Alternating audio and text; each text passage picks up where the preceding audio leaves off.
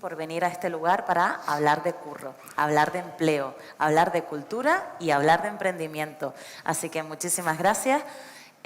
Yo soy Sheila Guerrero y voy a ser la moderadora de esta mesa redonda donde vamos a hablar de estos maravillosos jóvenes empresarios que nos van a poner un poco en situación de cómo ha sido su emprendimiento, cuáles son las claves de ser empresarios hoy en día y cómo podemos resolver esta situación de tasa de desempleo tan alta. Y para ello los voy a presentar. Aquí a mi izquierda tenemos a Dai Hernández, presidente de AGE de Las Palmas, gerente y project manager en Núcleo, Roca y Duarte. Después tenemos a mi tocaya también, Sheila Trujillo, CEO de HMS Intelligence y presidente de AGE Tenerife. A mi izquierda tenemos a Aníbal Pérez, socio fundador de Impala Projects y director consultor en BNI Tenerife Avanza. A mi derecha tenemos a Paola Bonilla, directora de la revista The Pocket Magazine y directora de Comunica 7. Y tenemos aquí a mi sobrederecha a José Morera, director de la revista digital alsolajero.com. Así que nada, vamos a darle paso a ellos porque más que yo les cuente, creo que va a ser muchísimo más interesante que ellos nos digan un poquito a qué se dedica su emprendimiento, cómo han empezado y cuál ha sido el punto de inflexión para decidir emprender. Así que no vamos a seguir ningún orden, gracias. Orden. Desde luego. Vale, necesito más café, por favor. No vamos a seguir ningún orden, así que quien quiera lanzarse a la piscina y comenzar, cuando quieran. Bueno, Sheila, tú eres la atrevida casi siempre, ¿no? Bueno, ¿ves? Por eso emprendí. Bueno, mi emprendimiento se dedica a la internacionalización de empresas. Tuve la oportunidad de estar trabajando para una consultora por el mundo, sobre todo en América Latina y Madrid, y luego regresé a Canarias y me quería seguir dedicando a lo mismo, y desde aquí era muy difícil encontrar alguna empresa que se dedicara a la internacionalización, por tanto decidí emprender. Fue muy difícil, nadie sabía en aquel entonces o no se hablaba tanto de la internacionalización como se habla hoy. Y fue muy difícil explicar a todas las personas y a todos los posibles clientes cuál era mi trabajo y que nuestro trabajo era una consultoría, no era una intermediación de un comisionista. Fue muy difícil, estuve 3 años emprendiendo sin poder darme de alta como autónomo en la cocina de mi casa, después de haber vuelto de América y Madrid, hasta que un día decidí cobrar por mi trabajo, porque todo lo hacía como a ver si sale, voy a ver si sale, voy a ver si sale, hasta que un día me senté y dije, se acabó, no trabajo gratis nunca más, porque muchas veces cuando uno está emprendiendo, algunas personas o algunas empresas se aprovechan de esa coyuntura como para que colabores y no cobres por tus servicios. El día que dije, no lo hago más, empecé a cobrar por mis servicios, como era normal, y empecé siendo, pues evidentemente, freelance, y hoy en día tengo una consultora, actualmente con 10 empleados, especializada en la internacionalización y en otras áreas también, pero digamos que la que me llevó, el motivo para emprender, fue la actividad que ella venía ejerciendo por el mundo. Pero, aparte de todo esto, desde muy pequeña, yo tengo 2 hermanas, y una que tenemos prácticamente, nos llevamos 3 años, la otra ya es mucho más pequeña. Ella jugábamos a las casitas, supongo que todos hemos jugado a las casitas alguna vez cuando éramos pequeñas. Ella era la madre y yo la señora de la venta. Eso no cambió nunca. Entonces yo cogía todas las cosas que estaban en casa, abría una ventana y era la señora de la venta, y nunca quise ser la madre. Y ella estaba con el carrito, no sé qué. Ya tenía muy claro que a mí el emprendimiento, soy hija de empresarios, me gustaba mucho. Y llegó en el momento adecuado. Bueno, adecuado no, porque esos 3 años fueron muy duros, acabé con todos mis ahorros, con mucha frustración, y me tuvieron que ayudar. Pero no perdí mi sueño y mi ilusión. Yo creo que lo he dicho más o menos todo. Perfecto, muchísimas gracias, Sheila. No sé si queremos seguir por aquí, Paola. Venga, me animo. ¿Sí? Venga. Yo, a diferencia de Sheila, no lo tenía tan claro. Yo de pequeñita quería ser futbolista. Y bueno, las circunstancias hace 15 años no eran las que son hoy, que se habla de igualdad de género. Y bueno, y dije, ¿qué puedo hacer para sentirme cerca del campo, ¿no? Del terreno de juego? Y yo iba a ver al Tenerife aquí mismo y Y claro, veía la opción de ser árbitro, de fotógrafo, y terminé estudiando periodismo en un partido del Tenerife que creo que ganó. Sí, es que todo Aquellos años.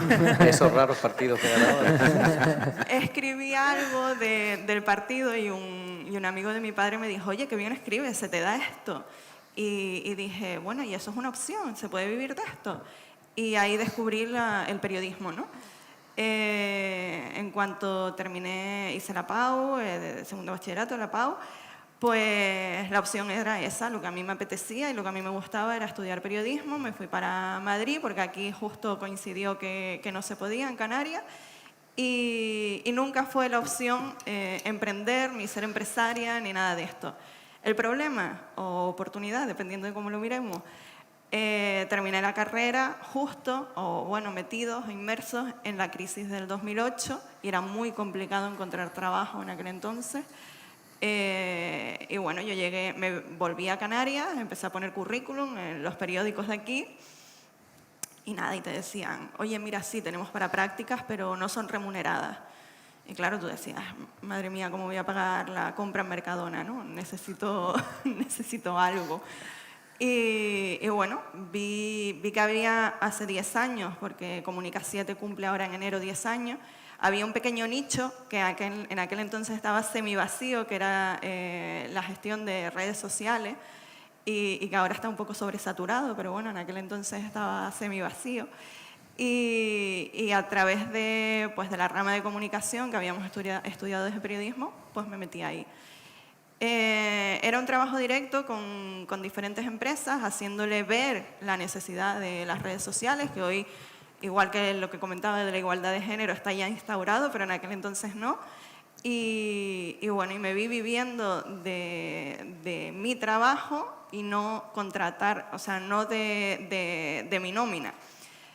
Me pareció bien, creí que iba a ser algo temporal, yo seguía poniendo currículum, mis amigas en Madrid seguían viendo que yo estaba en paro, no estaba trabajando, y con el tiempo vi que pasaban los años y empezaba a pagar mis facturas con lo que ganaba a través de mi trabajo. Decidí que me gustaba irme un lunes por la mañana a la playa porque no había nadie y dije, oye, esto del autónomo no está tan mal.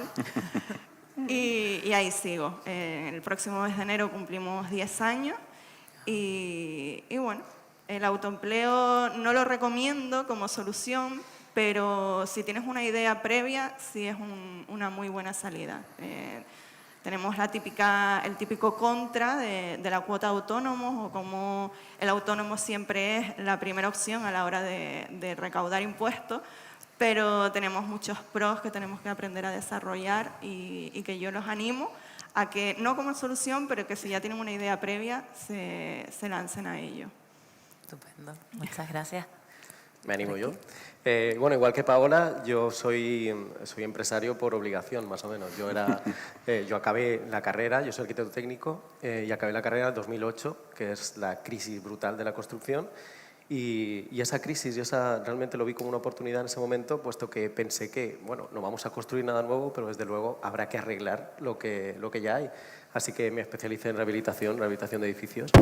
Y digo que soy empresario por accidente porque yo no pensaba que fuera a emprender nunca. No, mi familia no son emprendedores, son muy trabajadores, y me inculcaron esa cultura del trabajo, pero el emprendimiento no se ve en mi familia, no hay nadie que sea emprendedor, ni se me pasaba por la cabeza. Entonces, tras un periplo de varios trabajos, algunos mejores que otros, la verdad, ni siquiera todos de mi profesión, en una empresa, toco a la puerta de una empresa de rehabilitación de patrimonio, o lo que yo pensaba que iban a hacer, rehabilitación de patrimonio, que es donde me especializo, y les digo que, bueno, pues este es mi currículum, creo que soy capaz de hacer este trabajo muy bien, me gustaría que me contrataran. A lo que me dicen que no, pero que sí están dispuestos a no pagarme si me hago autónomo y dicen, bueno, y ya vamos negociando cuál es tu factura. Entonces, eso que a priori parece algo súper negativo, a mí me ayudó muchísimo, puesto que me hizo cambiar el chip y decir, bueno, pues ahora mi trabajo, el valor de mi trabajo lo voy a poder poner yo, ¿no? Al principio el valor de mi trabajo fue cero, no cobraba nada, obviamente, pero después, a medida que yo veía que como me obligaban a sacar trabajo adelante, yo lo hacía absolutamente todo, decía, oye, puedo hacer esto por mi cuenta. Fui facturando cada vez más, fui aprendiendo dentro de una empresa que no me estaba dando quizá esa seguridad que que yo quería. Fui aprendiendo, como digo siempre, con dinero de otro, lo cual está muy bien. Y cuando me sentí preparado, decidí emprender y creé esa empresa, Impala Project, de la que estábamos hablando al principio. Y bueno, pues empiezo mi andadura como empresario. Y bueno, he de decir que gracias al asociacionismo, a las asociaciones como AGE, por ejemplo, como BNI, donde formo parte muy activa, te despiertas, te das cuenta que el mundo empresarial realmente no es tan solitario como te venden en un principio. Muchas veces la gente no emprende porque piensa que va solo a la selva. Y más o menos es así, pero te das cuenta que hay manadas de empresarios y vamos todos realmente a lo mismo y que si te das cuenta que no estás solo, se puede trabajar en equipo, puedes aprender de errores que ya han cometido otros antes y gracias a ese asociacionismo y desde luego al trabajo duro, pues consigo crear una empresa hace 6 meses, creé otra nueva empresa que se llama Ícaro Construcción, valiéndome de la zona CEC, que es algo que yo ni siquiera entendía, no sabía ni lo que era, me di cuenta que es una herramienta muy válida que tenemos aquí en Canarias, muy infravalorada. Y bueno, pues tiene otra serie de requisitos, pero hice un proyecto muy innovador, entré dentro de la zona CEC, ahora tengo una empresa muy competitiva y muy fuerte, y además muy competitiva a nivel internacional incluso, puesto que tenemos unas condiciones fiscales inigualables. Y bueno, pues gracias a que no me trataron muy bien como empleado, soy un empresario que es realmente lo que quería ser y no lo sabía. Sacarle el lado positivo a todas las situaciones, ¿no? Eso es. Me toca. Gracias. Te toca, te toca. Bueno, mi historia empieza de muy joven. Yo soy nieto de empresaria y hijo de funcionarios, pues entonces tengo un híbrido interno que creo que me hace equilibrarme, ¿no? Ya desde pequeño, soy el mediano de 2 hermanos, pues me gustaba gestionar el dinero de mis hermanos y al final me gastaba el de ellos y guardaba el mío, ya que ese componente ahorrador lo tenía, ¿no?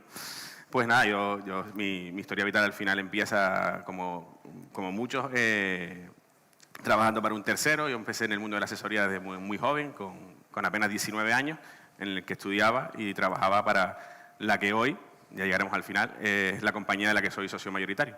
Empecé llevando los papeles como cualquier empleado que empieza, aceptando tus roles, intentando dar un poquito más de lo que te exigía el puesto, con ese afán personal de mejorar. Era inquieto, así que dije, bueno, pues esto está bien, pero también me gusta organizar cosas y monté mi primera empresa con 22 años, una empresa de organización de eventos, que a día de hoy sigue viva pero inactiva, porque es ese recuerdo de la primera empresa que montaste, ¿no? Eso me enseñó a combinar a través del mundo de la asesoría, pues ver un poco en qué se equivocaba la gente, conocer un poco a los clientes, el mundo empresarial en sí, cómo la gente se iba moviendo internamente y iba creciendo a nivel profesional, buscando ese momento en el que pudiera dar el salto, ¿no? Con 30 años tuve la oportunidad de ser accionista de la asesoría en un porcentaje determinado y a partir de ahí, pues lo mismo, seguir creciendo y montando actividades alternativas. De ahí, en el 2017, a través de la asesoría, monté un coworking, el núcleo, lo que nos abrió todavía más las posibilidades de compartir experiencias con otros profesionales. La idea de convivir con otros empresarios y con otras personas que se dedican a cosas distintas, pero comparten contigo esas inquietudes de hacer el trabajo por sí mismo, de ser autónomo, de enfrentarse a la vida desde otra perspectiva, te hace crecer a nivel personal. Esto ha hecho que la asesoría diera un vuelco, hemos crecido de 7 trabajadores a tener 18 a día de hoy y pues culminarlo con que ahora pues en enero pues paso a ser el accionista mayoritario de esa compañía, pues gracias a ese esfuerzo y a ese bagaje anterior.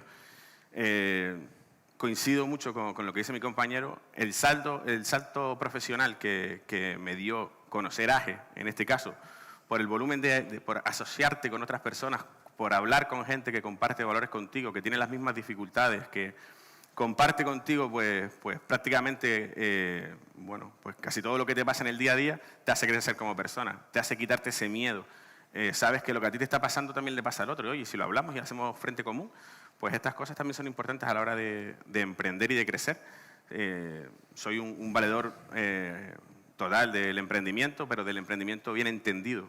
Emprender no es para todos, eso está claro. Podemos tener buenas ideas e igual nuestra idea es buena para que otra persona lo saque adelante si yo no tengo ese perfil y ese gen emprendedor que es de luchador, de inconformista, de querer progresar, de querer hacer otras cosas, de ser una persona inquieta, ¿no? Bueno, pues ese es más o menos mi perfil de persona y paralelamente a estas actividades, pues me he ido enganchando a otras y pues soy socio de una empresa de alquiler vacacional, soy socio de una empresa de restauración. Pues al final, ese gen de meterte en otras cosas, pues te hace compartir ideas con otra gente. El derecho a equivocarte, todos estos años, pues no les voy a mentir, y más de una metedura de pata hemos tenido y algún negocio que ha fracasado, pero de eso también se aprende. Y no por perder y fracasar una vez, pues tenemos que dejar de intentarlo o nos tenemos que sentir como una persona fracasada. Hay muchas ideas que igual no salieron porque no era el momento, pero sí me han dado ese bagaje para recuperarme y en el siguiente intento ser más fuerte, ¿no? Entonces, bueno, de manera resumida, 20 años de trabajo pues van ahí, en ese paquete. Muy buen resumen. Y sobre todo me gustaría hacer un apunte sobre las cosas que no salen bien o lo que normalmente tachamos de fracaso. Y es que a lo mejor deberíamos de también dar un cambio a cómo vemos esos fracasos, ¿no? O los planes que nos salen, porque realmente no tendrían por qué ser algo negativo, sino al contrario. Si no fallásemos nunca, no aprenderíamos. Y lo bueno es evolucionar y seguir siendo curiosos e ir viendo otros caminos, con lo cual estoy completamente de acuerdo. Cuéntanos. Creo que me toca a mí. Bueno, como iban diciendo los compañeros, en la crisis de 2008, en 2012 todavía era bastante latente. Terminaba mis estudios en turismo y bueno, y decidí irme a Alemania para seguir mejorando el idioma y aparte pues buscarme un poco la vida allí, ¿no? Resulta que a los 2 años la que fue mi profesora de fotografía, porque siempre me apasionó ese mundillo desde muy temprana edad, ¿no? Me dijo que por qué no montábamos una revista digital en Lanzarote, que ella es de Galicia pero le gustaba mucho la isla y demás. Y resulta que llamo a mis padres para decirles que me vuelvo a sacar fotos y a hacer vídeos a Lanzarote, dejando un trabajo fijo y cobrando horas extras, ¿no? No lo entendieron y 8 años después sigue funcionando la revista digital alsolajero.com y la verdad que siempre quise intentar algo en Lanzarote, que al final es una isla no capitalina y parece que tiene como un plus de dificultad, ¿no? para hacer ciertas cosas, pero por otro lado también pienso que es como un diamante en bruto que tiene mucho que explotar y que sacar todavía adelante, ¿no? Y resulta que viendo las carencias que teníamos de desinformación a nivel de eventos culturales, musicales y deportivos, pues centralizamos esa información en la web y a día de hoy pues ya hemos tenido que hacer multitarea, pues como comentaba, la community manager también está a la orden del día, ¿no? Y es algo que hacemos también, aparte de publicidad y difundir información sobre la isla, ¿no? Porque teníamos una carencia muy grande de que había gente que te decía que no había nada para hacer en la isla, ¿no? Y resulta que desde que empecé estos 8 años solo he estado un día en mi casa, un fin de semana en mi casa y era porque estaba lloviendo y se canceló todo, ¿no? Así que yo también, como los compañeros, o sea, emprender tiene que haber una idea, un sueño y unas ganas, ¿no? Evidentemente no todos, pero como bien decía Dai, siempre hay recursos, en este caso como AGE o otros sitios donde comamos la misma droga que es la de emprender, ¿no? Y querer avanzar y crecer, pues puede ser de la mano de otras personas, no solo uno solo, ¿no? Y es muy gratificante. Yo creo que es muy duro, es muy intenso y con muchos altibajos, pero es muy, muy gratificante cuando sacas adelante un proyecto que es tuyo y es como un bebé más que tienes, ¿no? Estupendo. Pues me alegro que siga funcionando y por supuesto, hay muchísimas cosas que hacer en Lanzarote. Ahí seguimos. Que lo sepan todos. Vale, entonces, ¿podríamos decir que los empresarios serían la solución a esta tasa de desempleo tan alta que tenemos hoy en día? Que tengo aquí los datos a nivel España 14,6% y a nivel Canarias 23,9%. ¿Podríamos decir que los empresarios serían solución o parte de la solución? Antes por aquí decíamos, ¿verdad, Paola? Que no es la solución el emprender, pero realmente podría ser una forma. Parte. Yo creo que lo que decías, el detalle está en que somos parte, pero no podemos ser la solución. Dejar todo el peso de un problema tan grave como el paro en España en los empresarios, ni de lejos sería justo. Entonces, bueno, creo que todos somos parte de esa solución, los empresarios también, pero quizás, y esto sí que estoy un poco entre dos aguas, estoy entre la empresaria y la persona de a pie, el contratado, Y es que creo que la gente los legisladores, a la hora de gestionar leyes, impuestos o lo que sea, realmente no son conscientes y no conocen la realidad. Entonces, legislar o marcar ciertas pautas a personas con las que ni siquiera has empatizado y te has puesto en su piel, es muy complicado. Creo que en España vamos como los burros, pa'lante y sin mirar lo que pasa a nuestro alrededor, y es complicado, pero sí, somos parte de la solución, pero no somos la solución. Perfecto. Sí. Estamos en como Paola, o sea, somos parte, estamos en la ecuación. Obviamente, de funcionarios no vamos a sobrevivir, o sea, hay que crear empleo y el empleo lo crean los empresarios. Muchas veces nos ha tocado discutir a Sheila y a mí cuando nos hemos enfrentado con la administración en que no se puede salir a la luz pública y decir, bueno, hemos creado tantos puestos de trabajo. No, habrás ayudado, la administración habrá ayudado a que los empresarios creen esos puestos de trabajo, porque al final son los que asumen con su responsabilidad y sus cargas la creación de puestos, ¿no? Entonces, como todo, yo creo que el salir del bache y el preocupante porcentaje de paro que hay, sobre todo en el juvenil, pues una parte son los empresarios y esa capacidad de crear empleo a través de fórmulas que encontremos en conciliación con la propia administración, fundamental, y otra parte va a ser el autoempleo y el emprendimiento. Está claro que al final es una fórmula fantástica de quitarte gente de las listas del paro y que además produzcan para y por la sociedad, ¿vale? Pero para eso tienes que ayudarles a salir también. No hay nada más difícil que emprender de cero. O sea, cuando tenemos una idea y queremos desarrollarla, lleva una inversión inicial, lleva un estudio y obviamente financiación no la vamos a tener las mismas, a no ser que saquemos bonificaciones, las mismas tasas que un empresario que lleve 10 años o 15. Entonces yo creo que deberíamos buscar ese equilibrio. Hay que darle el valor al empresario el que tiene. Nos quejamos mucho de que somos los malos de la película. El empresario siempre parece que en los dibujos animados somos como los malos, ¿no? El castigador y tal. Y todo lo contrario. Hay empresarios malos y empresarios buenos, como en todos los sitios. Pero al final son los que crean empleo y los que procuran que la gente tenga un salario, ¿no? Entonces, pues tenemos que encontrar ese equilibrio. La verdad es que sí, yo voy muy en la línea de mis compañeros. Es cierto lo que dice Adai, no sé por qué la imagen del empresario en España está como muy denostada desde hace tiempo, creo que está cambiando de un tiempo a esta parte.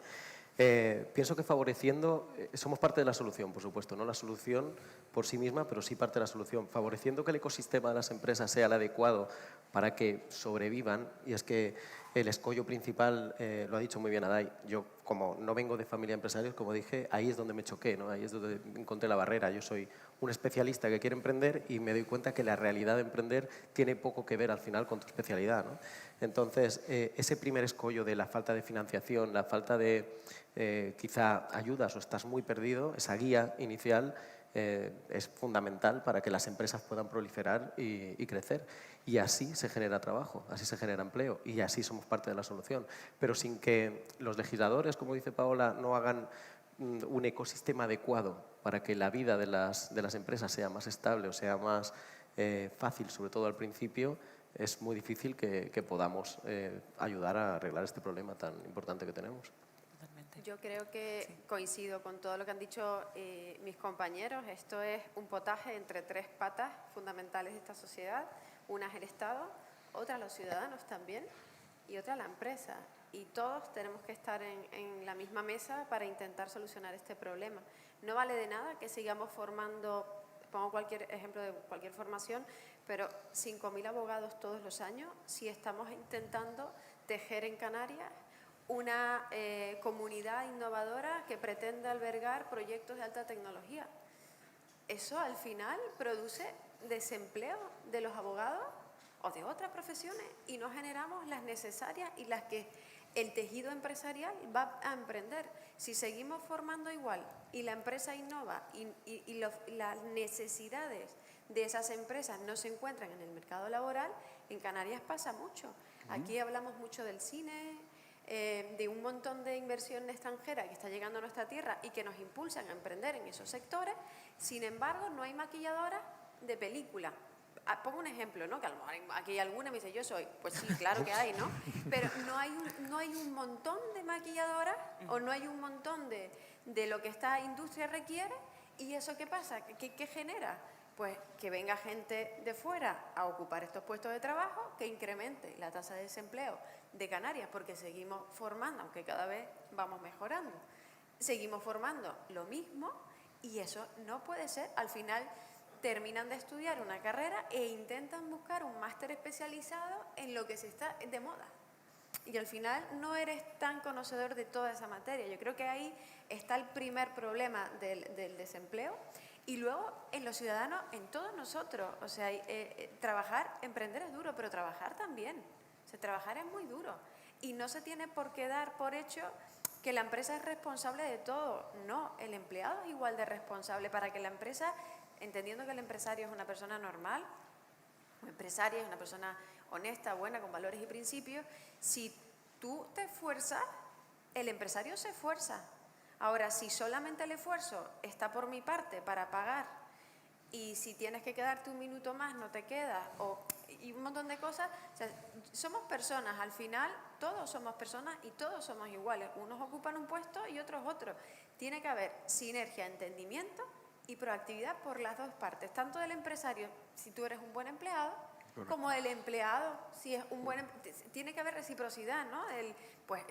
Pagar más, vacaciones, aumento, no sé, de categoría, lo que corresponda en el lugar. Pero el empleado también tiene que ser proactivo, también tiene que sacar muchas castañas del fuego. No hay que estar todo el día, oye, haz esto, oye.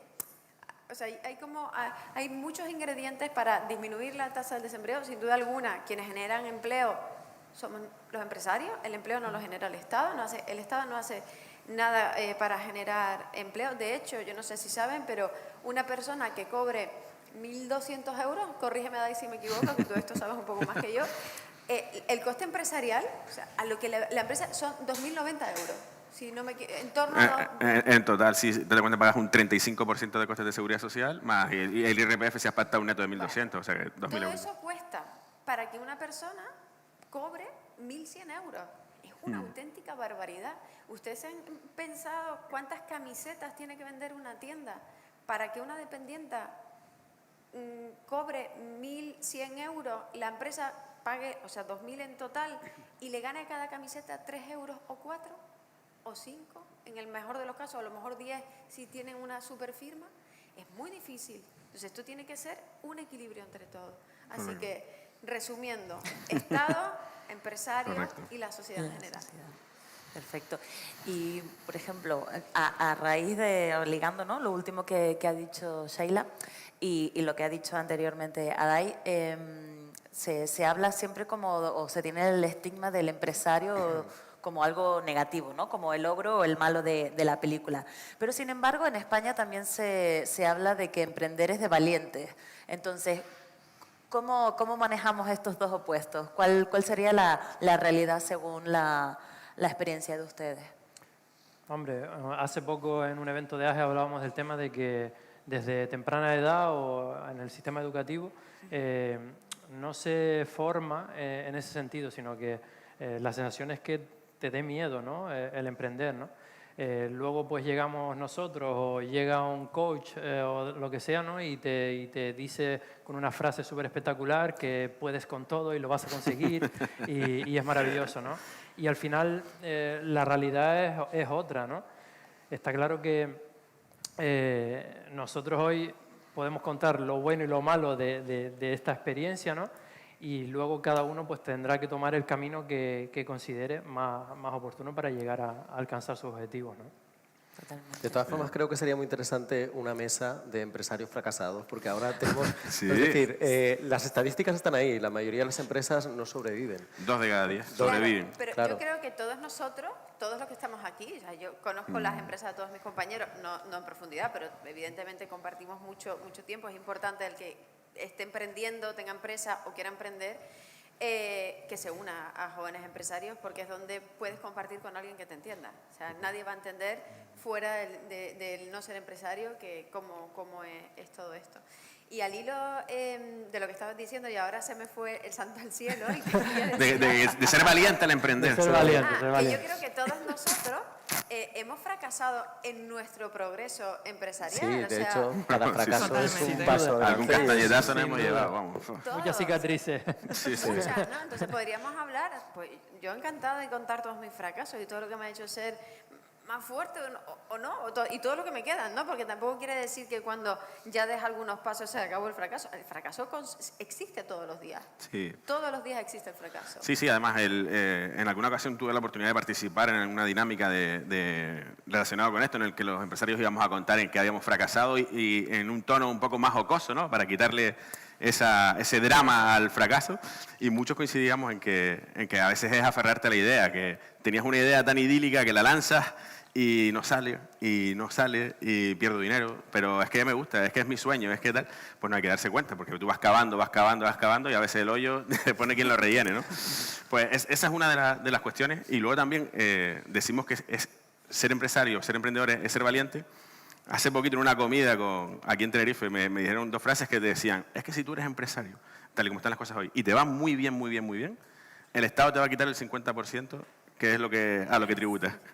Y si te va muy mal, te lo va a quitar todo. Entonces la cosa está complicada, ¿no? Juegas todo para ganar un 50%. Entonces, sí es verdad que creo que ese estigma ese apellido de ser valiente viene dado también por, como dicen mis compañeros, porque trabajamos desde muy tarde edad, no trabajamos desde edades tempranas la cultura del emprendimiento, de que cuando crezcamos lo veamos como algo natural. Oye, yo no tengo por qué estudiar para ser funcionario. Las estadísticas dicen a día de hoy que el 70% de los alumnos de Administración y Dirección de Empresas de la universidad quieren ser funcionarios. Es triste. Es triste. Una carrera que va dirigida a dirigir empresas o constituirlas, quiero ser funcionario. Pues desde edades más tempranas despertamos esa necesidad de emprender, de que veas que no es malo. Oye, que si te gusta hacer algo, inténtalo, desarrollalo. Siempre vas a tener la oportunidad de trabajar para otro o con la administración. Entonces yo creo que ese apellido de ser valiente viene por ahí. Pero ser valiente es que lo podemos trasladar a prácticamente todo en la vida, ¿no? Sí. Si pierdes a un familiar, si pasa una enfermedad o lo que sea, al final tienes que seguir. Si mientras tienes la oportunidad de seguir aquí, tienes que seguir batallando, ¿no? Ya sea con una empresa o con la vida, ¿no? Y en este caso, nosotros es que nuestras empresas son nuestra vida y por eso somos un plus de valientes con eso, ¿no? Pero sí que tener siempre clara que la oportunidad esta de estar aquí, yo pienso que la vida es una gran oportunidad y solo tenemos una y hay que aprovecharla de principio a fin, ya sea emprendiendo o trabajando en otro sitio, pero como decía Sheila, aunque seas un empleado también tienes que darlo todo, ¿no? Totalmente. ¿Y qué condiciones podríamos pedir que se mejorasen para el emprendimiento, hablando aquí ya en Canarias? ¿Cuáles serían las condiciones que desde aquí hacemos un llamamiento a ver si alguien escucha? Mira, yo me lanzo y creo que en cada uno de los pequeños discursos que hemos ido haciendo, todos hemos dado una pincelada. Y es que no estamos preparados para ser empresarios, a no ser que estudies Administración y Dirección de Empresas. Tú estudias lo que te ha gustado o lo que mejor se te da, te especializas y te ves con la necesidad o la oportunidad de ser empresario. Pero has llegado ahí y vas de 0 a 100 en 3 meses. Cuando has estado 5 o 6 años formándote, pero no formándote para eso. Entonces, que empecemos a ver la posibilidad de lanzarnos a la emprendeduría desde jóvenes, porque no hemos tenido la suerte, a mí me pasa como Aníbal, yo en casa no hemos sido familia de empresarios, pero a lo mejor Sheila, que ya era la chica de la venta, pues sí, ya tenía esa idea. Yo creo que eso es muy positivo, falta orientación y formación.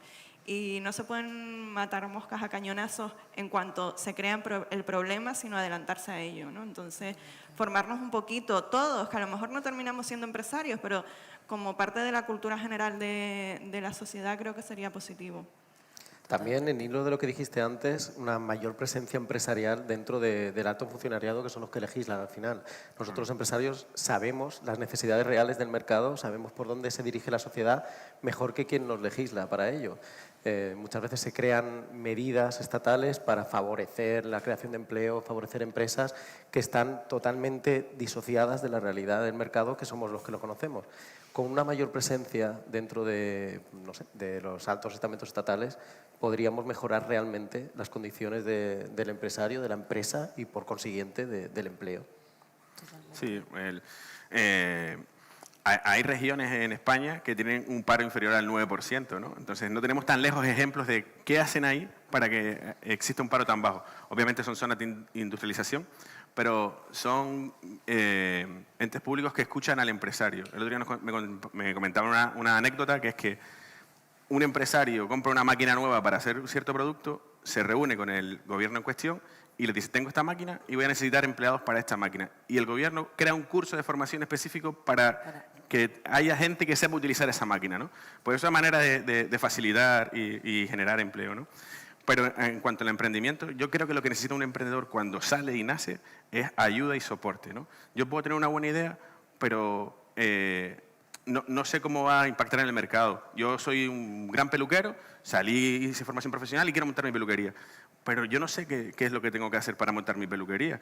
Pues necesito que alguien me ayude. Pues yo creo que si el gobierno, en este caso las instituciones, flexibilizaran o hicieran planes de ayuda directas al empresario para la formación, estudio y acompañamiento, porque es una fase fundamental del emprendimiento, que es la consolidación de la compañía. A veces lanzamos una subvención, mujer desempleada, hombre desempleado, 5.000 euros por darte de alta autónomo. No me vale, esa subvención no me vale porque no has estudiado el proyecto, no sabes en qué se lo va a gastar, no le has indicado en qué se lo tiene que gastar y no lo vas a acompañar después. Le vas a dar 5.000 euros o 6.000 para que se suelte y si a los 2 años fracasa, ¿qué pasa? Pues yo creo que deberíamos hacer políticas de acompañamiento y flexibilización a la entrada, tarifas de autónomo mucho más económicas para el autónomo, o sea que no me vale 2 años. Oye, pues igual una empresa, los 2 primeros años son los años más complejos, pero es que luego vienen 4 o 5 años de consolidación. Ayuda a que se desarrolle y a medida que vaya creciendo le vas aumentando la cuota hasta que se consolide. Financiación a proyectos realmente que estén estudiados por la administración. No me vale, porque voy a ir a una entidad financiera, me va a decir que si no tengo capacidad de pago, no tengo garantías, no me van a dar el crédito. Pues oye, vamos a ir a la administración con un proyecto, que la administración se apoye en asociaciones como nosotros o otras que existen para que visemos esos proyectos y podamos mentorizar esos proyectos y ayudarles con financiación a que salgan. Pues esas son políticas que ayudarían seguramente al emprendedor, tanto para detectar proyectos que vayan a funcionar, como para los que sabemos que se van a quedar en el camino y les vamos a dar una ayuda nada más a empezar, ¿no? Claro. Pues yo creo que por ahí ayudaría. O sea, financiación a proyectos buenos y descuentos en las cuotas de autónomo. Ese acompañamiento y al final la educación siempre sale en todas las mesas redondas y a mí me parece fabuloso porque con la formación y la educación, si incluso es desde muy pequeños, pues es mejor para al final lograr lo que queremos, porque es cierto que por lo menos en mi época no se hablaba de emprendimiento nunca, ni en el colegio, instituto, ni en la universidad. Entonces, creo que también sería importante, ¿no?, hacer llegar a la juventud, a ustedes, esta parte del mundo laboral que a lo mejor ahora sí que está cogiendo un poquito más de impulso, pero que anteriormente no tenía esa visibilidad. ¿Y qué retos podríamos comentarles a la audiencia de hoy que han sido los mayores obstáculos que han superado en el emprendimiento de cada uno de ustedes? Yo creo que el mayor reto es obtener, como empresario o como emprendedor al principio, el mayor reto es obtener tu primera factura, ¿no? Cuando emites la primera factura, yo creo que ese es como el objetivo, el proyecto se concentra en la primera factura. Y cuando ya tienes la primera factura, dices, madre mía, ya facturé. ¿Y dónde pongo el sitio? Y además te pones hasta nervioso, ¿no? Cuando la estás creando. Al principio la haces, hoy en día no, pero cuando yo hice mi primera factura, no había tantos software gratuitos para hacer factura. Tenías que coger un Excel y ponerle y tal, no sé qué, la mirabas, se la enseñabas a tu familia a ver qué le parecía. Yo creo que ese es el primer reto. Pero evidentemente, para llegar a esa primera factura tienes un montón de obstáculos. Yo creo que el financiero, yo creo que es común a casi prácticamente todos, ¿no? El poder tener dinero para pagar el autónomo, para hacer el trabajo. Normalmente se paga después de hacer el trabajo, eso es casi siempre. Entonces tú tienes que tener dinero para hacer el trabajo y tienes que tener dinero para pagar el autónomo. Y el financiero, creo que el mayor obstáculo es esa primera factura, el buscar esa financiación para poder llegar a esa primera factura, a ver si con la primera factura puedes pagar parte. O sea, ahí creo que ese es el mayor de los obstáculos. Estoy de acuerdo contigo. Además, en mi caso concreto, una constructora que manejan volúmenes grandes de dinero, la disociación enorme entre la recaudación y la manera de cobrar real, ¿no?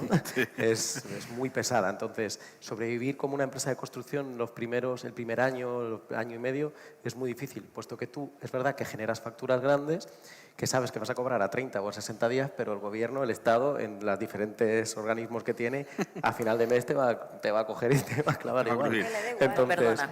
Entonces, es cierto que sobrevivir, para mí ese ha sido el principal reto, desde luego, sobrevivir esos primeros meses, ese primer año, sabiendo que, y ahí viene también una parte fundamental de lo que dijimos anteriormente, de ser valiente, sabiendo que tú vas a sacrificar tu sueldo, por ejemplo, cómo vas a vivir o tu calidad de vida al principio, puesto que tienes que invertir todo en tu idea y en ti mismo. Y solo crees tú en ella al principio, porque tienes que demostrar a la sociedad, tienes que demostrar al mercado que es una idea válida. Esos primeros meses, ese primer año, es sin duda lo más complicado y el principal reto, por lo menos en una empresa como la mía. Claro. Yo cuando hice mi primera factura, cuando trabajas con la administración pública, tú tienes que emitir un certificado, te lo emite Hacienda y la Seguridad Social, de que no tienes deudas para poder cobrar de la administración pública, ¿no? Yo tenía deuda. O sea, en mi primera factura, cuando voy a cobrar mi primera factura, ¿no? Y me dicen, certificado está al corriente. Entras en el círculo vicioso. Y le ¿no? digo, Lo gracioso ¡buah! sería que la deuda fuera con ellos encima. Me quedo tu factura. Bueno, y condón, ¿no? Y lo pasé fatal. Sí, porque círculo vicioso. De repente digo, tengo la primera factura, voy a cobrar y no puedo cobrar porque tengo deuda. ¿Y ahora cómo lo resuelvo? Bueno, pues tuve que sufrir mucho para poder resolverlo, lo pude resolver. Pero es como, estamos todo el día, yo a veces digo, voy a quitarme los guantes ya, pero estamos todo el día así como ¡pum! ¿Verdad? Sorteando un montón de cosas. Así que, bueno, Sí. Anécdota. No, yo creo que sí.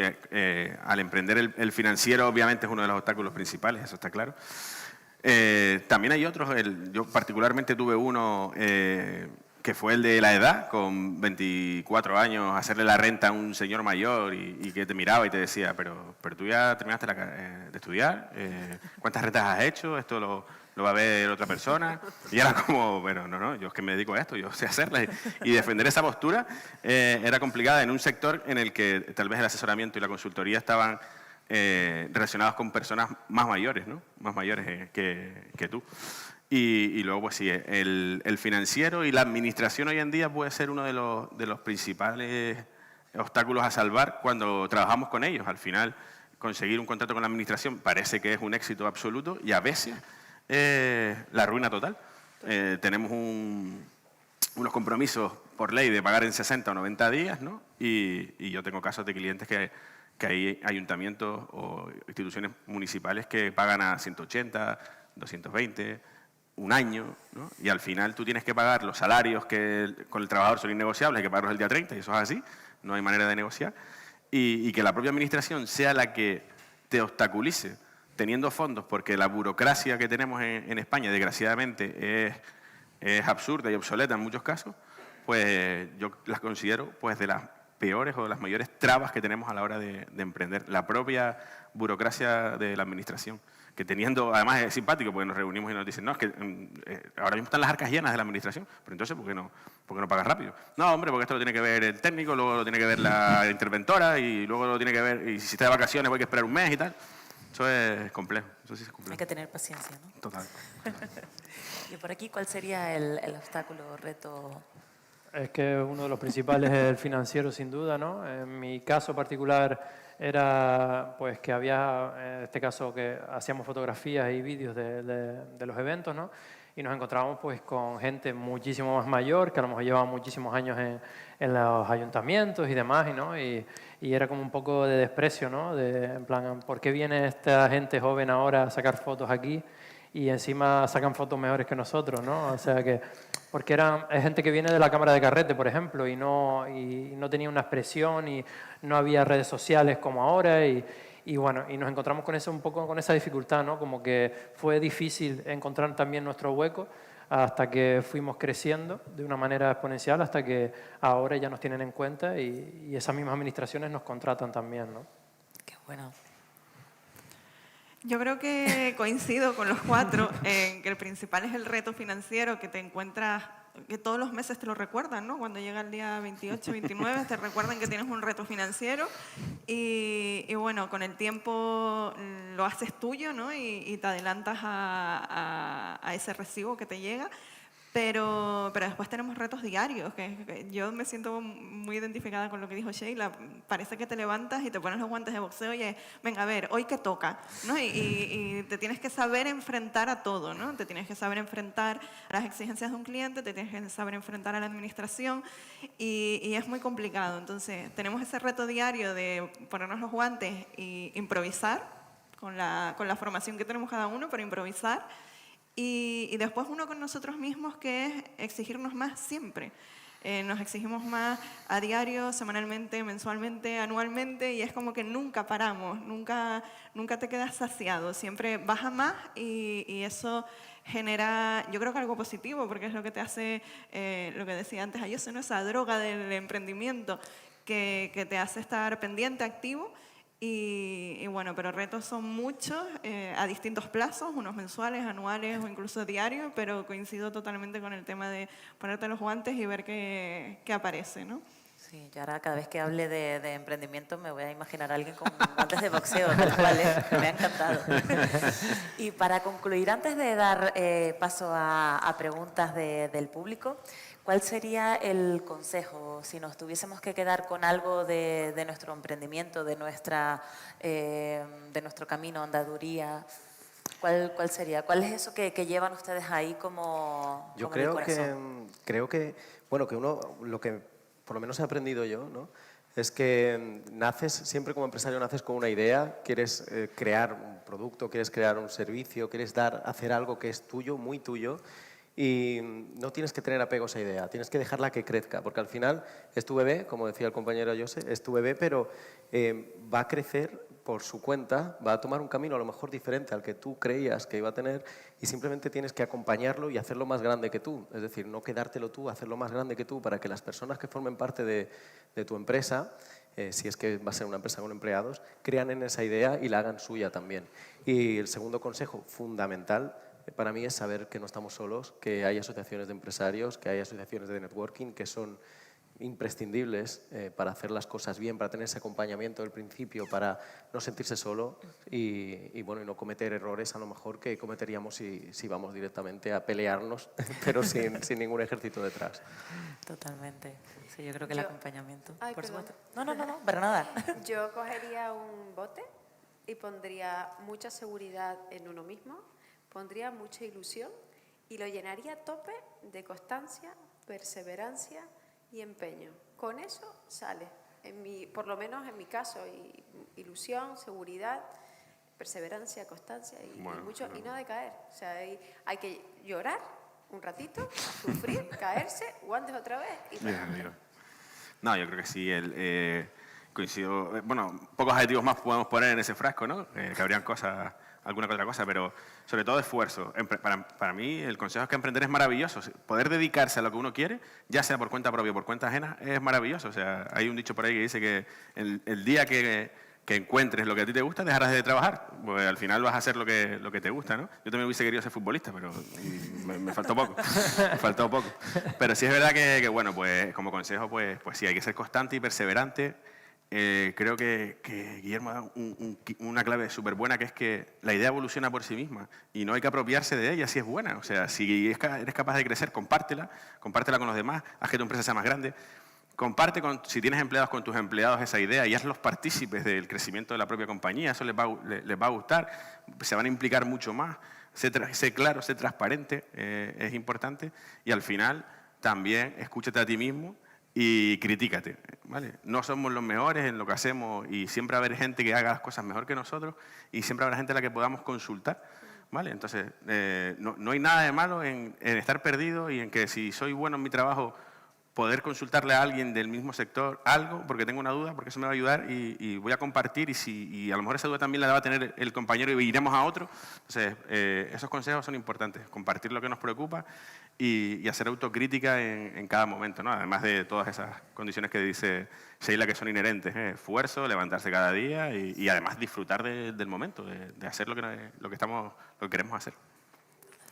Yo creo que básicamente al hilo del final del discurso de Aday, preguntar, no tener miedo a preguntar. O sea, partiendo de la base de que no nos han enseñado a emprender y que muchos somos especialistas en algo, pero no somos empresarios de base, preguntar es algo obligatorio, pero muchas veces nos da vergüenza, nos da miedo, nos hace ver que no sabemos algo que creemos que debíamos saber, pero no es así. Creo que a mí no me gusta dar consejos, pero si me tuviera que dar un consejo a mí hace 10 años, sería ese. No tener miedo a preguntar, porque eso es lo que te va a hacer que avances un poquito más rápido y creo que es primordial para crecer. Es que es lo que dije antes, como todos comemos la misma droga, que es emprender, Sí, total. pues poco más se puede añadir, ¿no? a todos los puntos que dijeron, ¿no? De que se resume a la valentía, a la perseverancia, a luchar cada día por el sueño que tengan y la ilusión que tengan, ¿no? Sobre todo al principio dijo Aday que tiene que haber una idea infundada y una idea clara. Hay que hacer un pequeño estudio de mercado, no es en plan quiero montar una cafetería y monto en la misma calle que hay 5 cafeterías y hago los mismos sándwiches mixtos que hacen las demás cafeterías. Pues puede que salga bien, pero puede también que en un par de meses esté diciendo, ay, no me funcionó la cafetería. Y eso hay que tenerlo en cuenta a la hora de emprender, sobre todo informarse, buscar los recursos que los hay. A veces parece que no, pero sí que hay sitios como AGE, como la Cámara de Comercio, como otras tantas opciones donde si queremos nos podemos informar y sobre todo formarnos y si nos apasiona y si se hacen las cosas bien, hay un alto porcentaje de que el proyecto salga adelante, ¿no? Lo que pasa es que hay que mantener eso, la perseverancia, la actitud, las ganas y bueno, y probablemente pues en unos años esperemos que estemos nosotros aquí como espectadores y alguno de ustedes esté aquí sentado contando un caso de éxito de mi empresa hace 5 años o 6 años que está funcionando, ¿no? Totalmente, ojalá. Y con esto pues abrimos, le damos el turno de palabra al público, así que si alguien quiere hacer alguna pregunta o comentar algo, yo creo que es un escenario donde bueno, tienen la oportunidad de tener aquí a 5 pedazos de emprendedores que les pueden dar esos, bueno, más, ¿no? Aún de todos los consejos y todas las herramientas que hemos hablado ahora. Así que si alguien tiene alguna pregunta, alguna cuestión.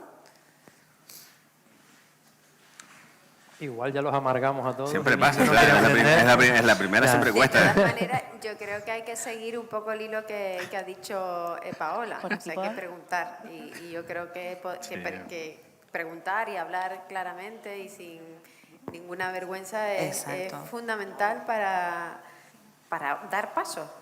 Exactamente, tenemos aquí una pregunta. Chicos, una pequeña interrupción, perdón por romper todo el clima empresarial, perdón. Qué mal. Pero la ponencia de Youssef, yo sé que mucha gente estaba esperando por ir, se ha quedado con plazas libres, entonces cuando acaben aquí, porque va a tardar un ratito en empezar, así que si quieren esperamos aquí, pero que después tienen asiento porque se han quedado plazas libres. Simplemente dar esa información, ¿vale?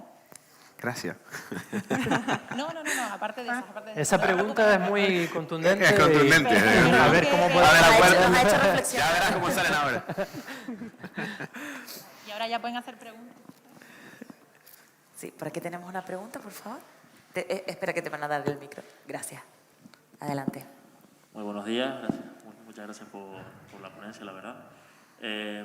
Me llamo Armin, me dedico al tema de los seguros, conozco profesionalmente lo que es Aníbal, bueno, y también a los compañeros de AGE, y quería profundizar en el tema que han nombrado, el tema de colaborar, el tema de BNI, el tema de AGE. Quizás mucha gente joven, que veo aquí que hay bastante gente joven en la sala, quizás un poquito más de información de cómo funcionan, cómo podrían acercarse, para qué sirve, sobre todo el tema de BNI, el networking y el conocer a otros compañeros, incluso no tiene que ser del mismo sector.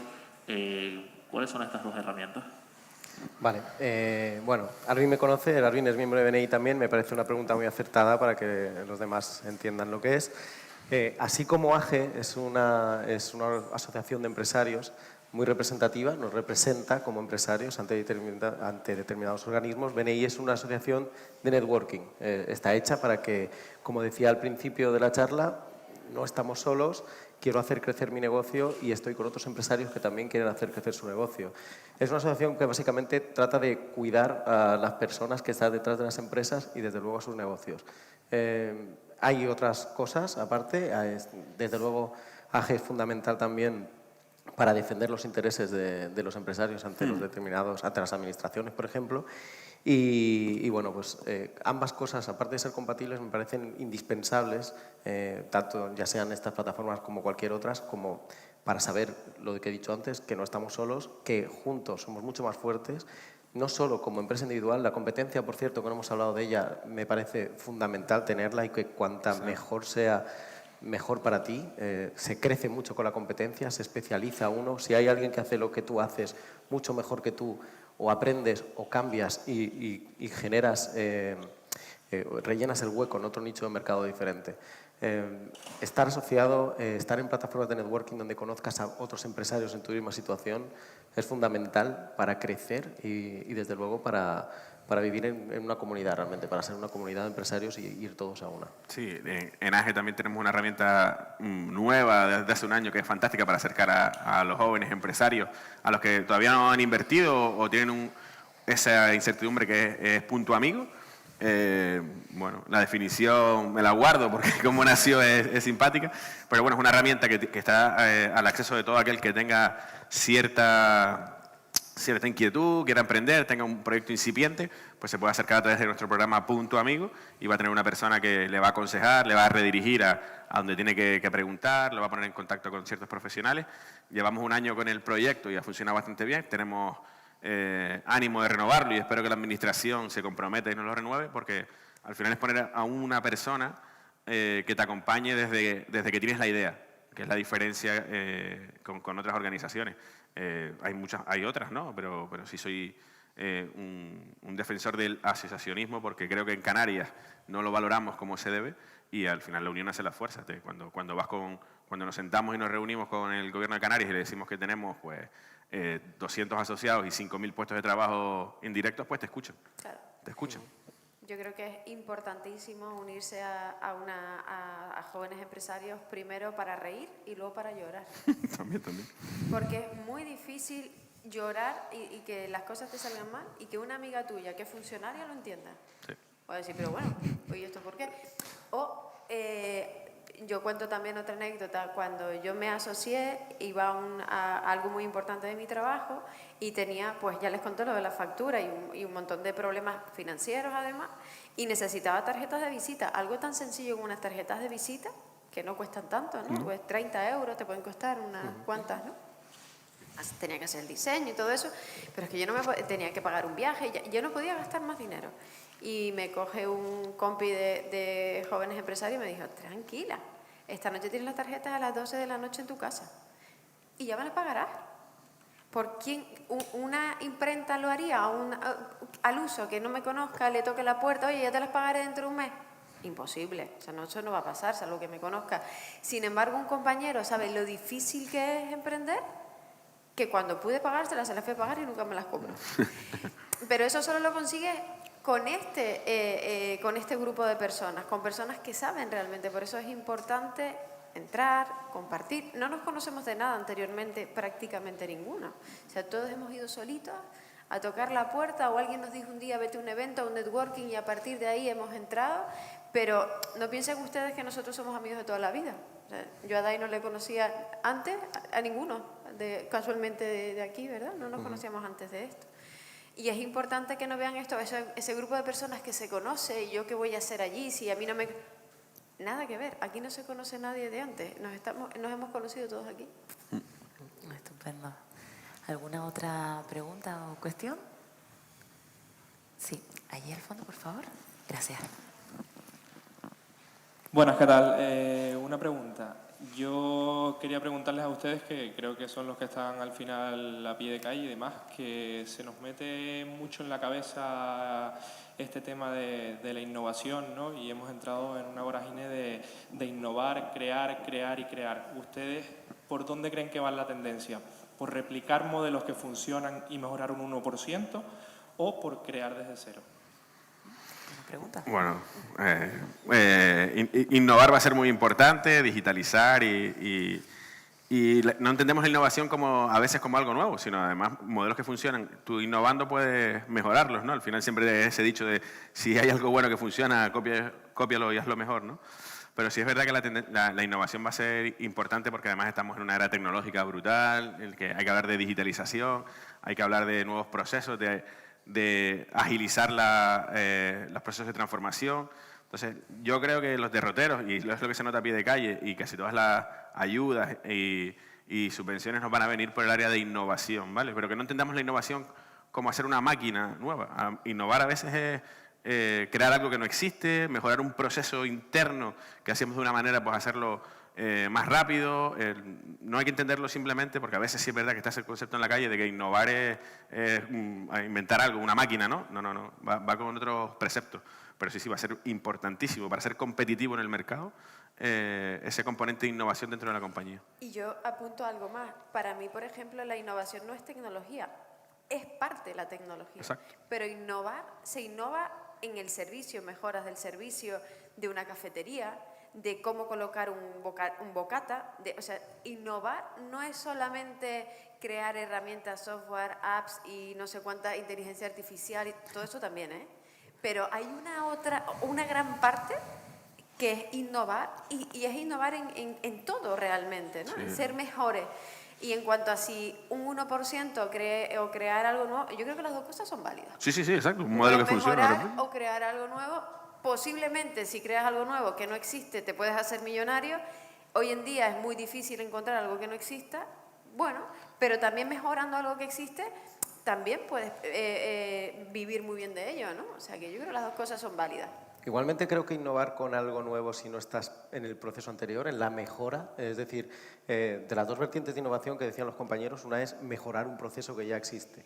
Y es verdad que no es necesariamente tecnología, puede ser pues, una forma de trabajar diferente. Cuando tú estás metido en esa rama en la cual estás innovando, es muy fácil que veas esa cosa nueva, ese producto nuevo quizás, o este servicio nuevo, y crear algo de cero. Pero crear algo de cero sentado en una silla por ver cursos o por informarte es muy complicado. Pienso que es fundamental primero estar en el ajo, estar donde tienes que estar, en ese servicio, en ese sector, y después ya se te ocurrirá algo nuevo cuando estés mejorando ese proceso. Sí, yo creo que en la restauración es un ejemplo clarísimo, ¿eh? Como la innovación en la restauración, ¿no? En estos chefs que cada vez innovan y combinan más productos y cambian la forma de servir. Además, ya no solo te sirven, sino además te crean un entorno y una experiencia, ¿no? Pues por eso es un componente un molde innovación. nuevo para un gofre, por ejemplo. Por ejemplo. Bueno, fue innovador total y disruptivo, ¿eh? Yo creo que no hemos hablado de, bueno, se esconde detrás de la palabra innovación y es el valor añadido. O sea, si tú quieres destacar dentro de tu competencia, ¿no? Que tampoco habíamos hablado de la competencia hasta ahora al final, pero creo que el valor añadido puede estar en cualquier cosa, en el merchandising, en el servicio, en la forma que tú tienes de comunicación interna con tus empleados. En eso que te haga especial como persona y puedas trasladar a tu empresa. Creo que innovar es inherente a evolucionar y que día a día estamos evolucionando, así que innovar siempre. Totalmente. Nada más que añadir. Pues chicos, si no tienen ninguna otra pregunta, darle las gracias a todos por estar aquí, por compartir este rato con nosotros y por supuesto muchísimas gracias a todos los invitados. Ha sido un placer compartir este rato con ustedes. Muchísimas gracias. Gracias. Y que tengan Gracias. un buen día. Gracias. Igualmente. Gracias. Hasta luego.